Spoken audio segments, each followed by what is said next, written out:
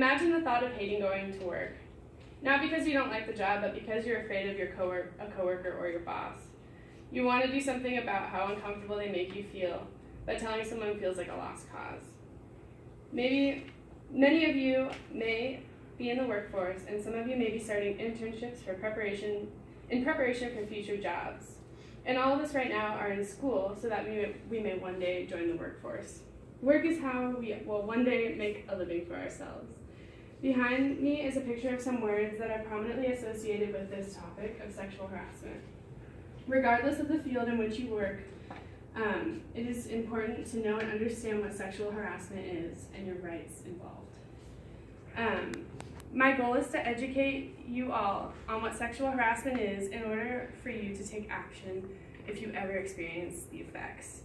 Today I'll be telling you about how the law defines sexual harassment and the fear that comes with speaking out, and the negative effects speaking out can have. There are laws in place in the United States that do protect those who are sexually harassed. Sadly, there are ways that companies can fully avoid or acknowledge the law so that they are able to hush and deal with their reports internally. In summary, from the journal Liberating Sexual Harassment, the Supreme Court Title VII describes sexual harassment as unwelcome sexual advances, requests for sexual favors, and other nonverbal or physical conduct of sexual nature constitute sexual harassment. It continues to say, creating an intimidating, hostile, or offensive work environment.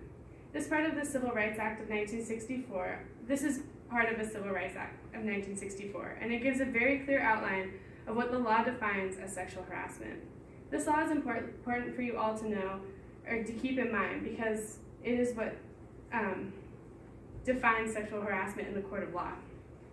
When someone is sexually harassed, speaking out and telling your employer seems like the obvious course of action. But there's a lot of fear that accompanies many victims of sexual harassment when they decide to speak out. A very sad example of this course of action taken is the course of action taken when it comes to reporting sexual harassment on Capitol Hill. For this example, this video here shows the many steps a victim must go through in order to make a claim and for action to be taken.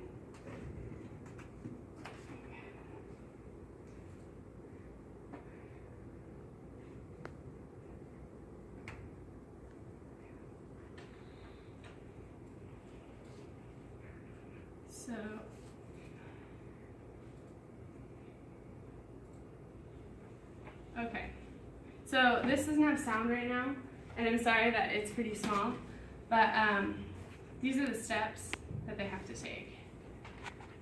So I'll just go through it. First, you have to make a written notice to your employer. Then you have to go to a mandatory counseling period, and then you go into mediation. If you don't go to mediation, then your case will be taken no further.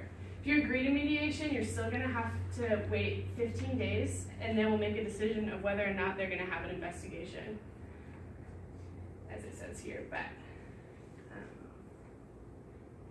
And then from there, there's a 30-day mediation period after the mediation period. So during that time, there may or may not be an investigation, but regardless, you have to sit tight before your company will make a decision, or the policy, they'll make a decision to move forward with your case. And then from here, if the settlement isn't reached, you're going to have to go through another 30-day waiting period until the lawsuit is able to be filed. And then there's eventually a lawsuit hearing, and either an agreement is met or you will have to go to the court of law. But through this time, as you can see, you have to, you have to report within 180 days, and then you have almost 2 to 3 months before you're even heard. So, with that,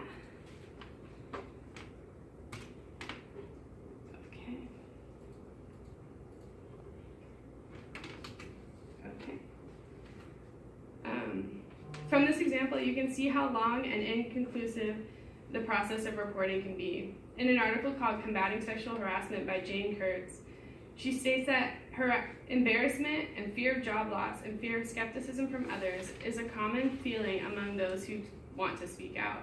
There are countless examples of employees at different jobs who share the same experience.